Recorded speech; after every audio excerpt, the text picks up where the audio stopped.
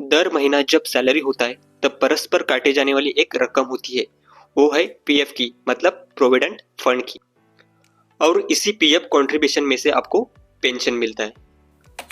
EPF मतलब employ provident fund क्या है और ईपीएफओ के नियम क्या है, समझ के लेते हैं आज की इस वीडियो में। तो आप देख रहे हैं अमोल टेक, तो चलो शुरू करते हैं।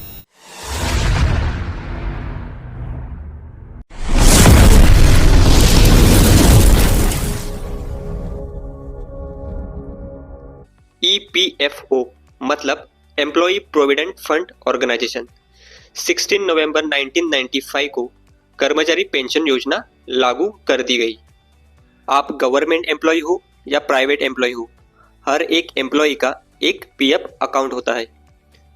उस एम्प्लॉय के बेसिक सैलरी का 12% रकम दर महीना उस एम्प्लॉय के पीएफ खाते में जमा किया जाता है और एम्प्लॉय जहां काम कर रहा है वो कंपनी भी 12% कंट्रीब्यूशन उस एम्प्लॉय के पीएफ खाते में दर माह जमा करती है।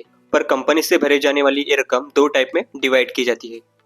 कंपनी ने भरे हुए 12% रकम में से 8.33% रकम पेंशन फंड में जाता है और बचा हुआ 3.67% रकम पीएफ में जमा होता है। गवर्नमेंट नियमों के अनुसार पेंशन पात्र वेतन की सीमा 15,000 की गई है। मतलब आपकी बेसिक सैलरी 15,000 अथवा उससे कम रहेगी तो आप कर्मचारी पेंशन योजना मतलब ईपीएस के लिए पात्र रहोगे। एक एग्जाम्पल देखते हैं। समझो कि आपकी बेसिक सैलरी है 15,000 रुपये। इसका मतलब दर महीना 8.33% मतलब 1,250 रुपये आपके पेंशन फंड में जमा होती है। फिर आप कहोगे कि मेरी बेसिक सैलरी उससे ज़्यादा है, यानी कि 30,000 है, तो क्या? फिर भी अपर लिमिट मतलब अधिकतम सीमा के अनुसार कंपनी और एम्प्लॉयर का हिस्सा 1,250 रुपये की ही कटौती की जाएगी और बाकी रकम आपके पीएफ खाते में जमा की जाएगी। इस योजना के प्रावधानों के अनुसार योजना का सदस्य होने वाला व्यक्ति 10 साल पीएफ कंट्रीब्यूशन भरने के बाद पेंशन पाने के लिए पात्र होता है।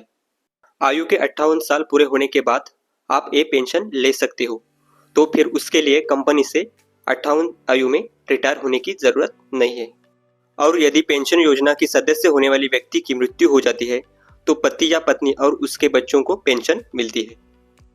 इसके अलावा किसी सदस्य ने आयु के 50वें साल में नौकरी छोड़ दी तभी भी उस व्यक्ति को पेंशन मिल सकता है, सिर्फ उसका भुगतान थोड़ा कम रहेगा।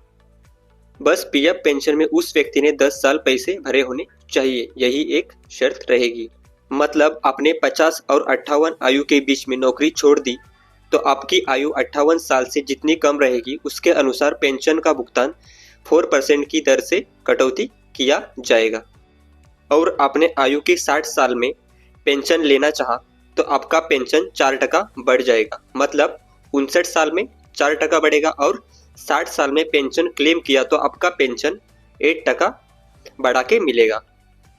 और यहाँ देखिए यह फॉर्मूला लागू होता है कि जितनी ज़्यादा साल नौकरी उतना ज़्यादा पेंशन।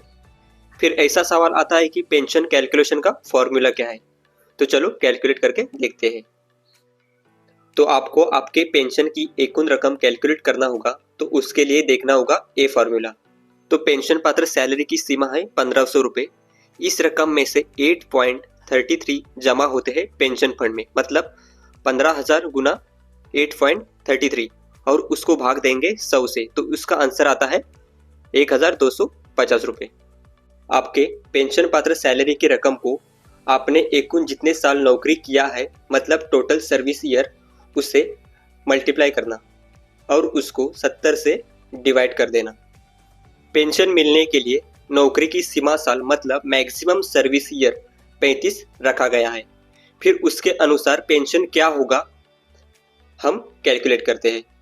15,000 मल्टीप्लाई 35 तो होगा 5,35,000, तो उसको डिवाइड करेंगे 70 से, मतलब 5,35,000 डिवाइडेड बाय 70, तो उसका आंसर होगा 7,500।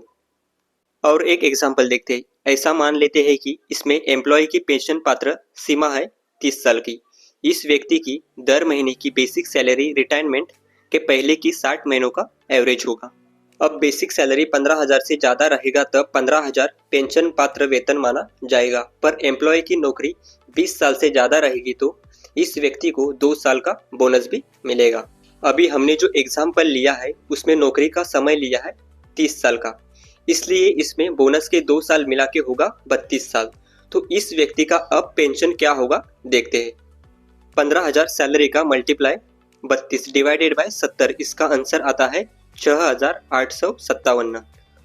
अगर इतना सारा कैलकुलेशन नहीं करना है तो EPFO के इस वेबसाइट के पेंशन कैलकुलेटर का मदद लेके आप कैलकुलेशन कर सकते हो। तो आज के वीडियो में बस इतना ही। तो ये वीडियो आपको कैसे लगा कमेंट करके ज़रूर बताना, और चैनल पे नए हो तो ऐसे इन्फॉर्मेटिव वीडियो के लिए सब्सक्राइब ज़रूर कर देना। तो मिलते हैं ऐसे ही एक नेक्स्ट इन्फॉर्मेटिव वीडियो में, तब तक के लिए टेक केयर।